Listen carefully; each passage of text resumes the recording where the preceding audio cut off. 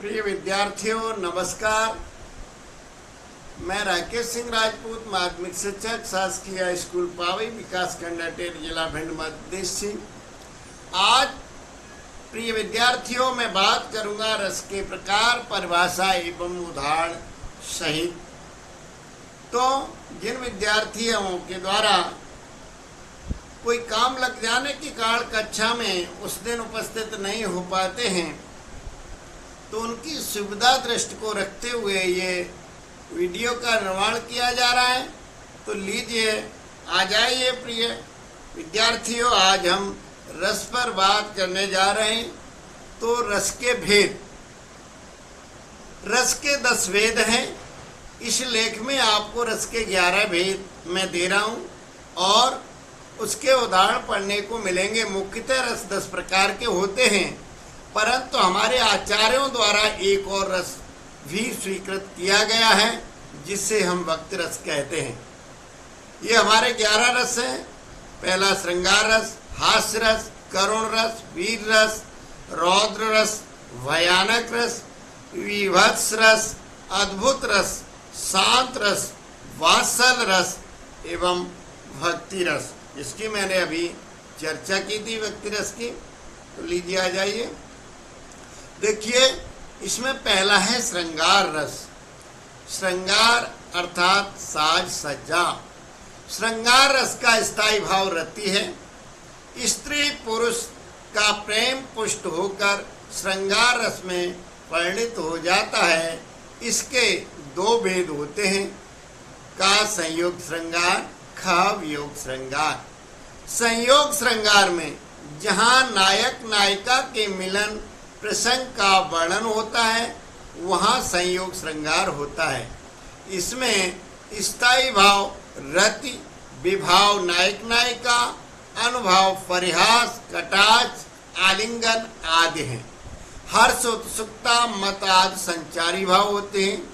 उदाहरण के लिए, राम को रूप निहारत जानकी, कंकन के नग की परछाई, याति सवे सुध भूल गई, करटे की रही पल टारत नाही।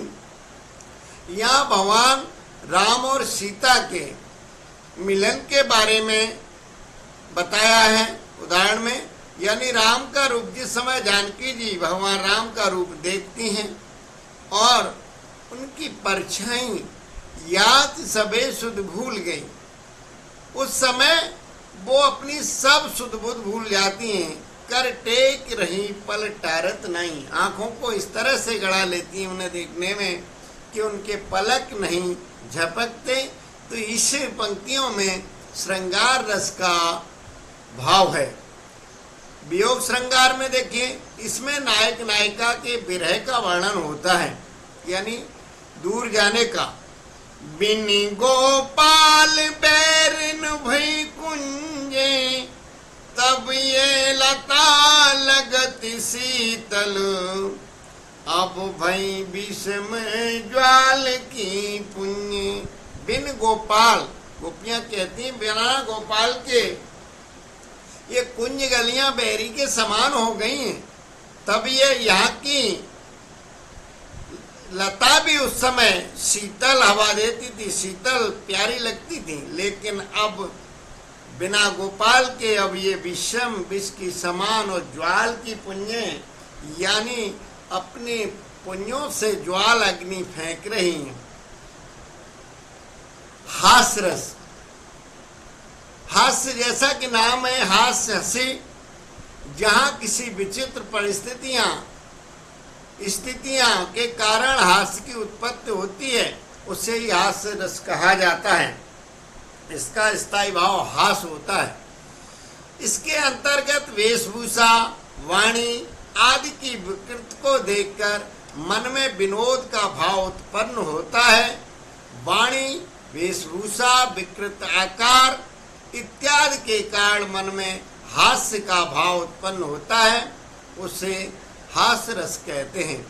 उदाहरण के लिए, तंबूरा ले मंच पर और बैठ आज मिले 15 मिनट, घंटा भर आलाप, घंटा भर आलाप, राग में मारा गोता, धीरे धीरे खिसक चुके थे सारे श्रोता। यानी तंबूरा नाम वाद्य यंत्र को लेकर प्रेम प्रताप मंच पर बैठ जाते हैं।